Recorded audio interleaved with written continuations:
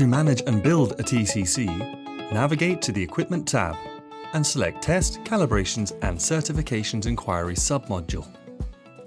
You will be shown the TCC Management page. Here you can view and manage your TCCs.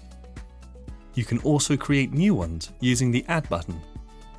You can search using the keyword search field.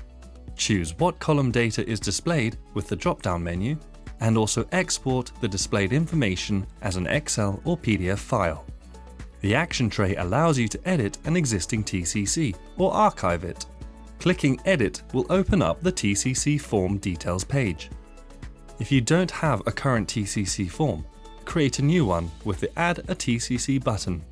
Fill in the fields and click Create. You will be taken to the same editor page.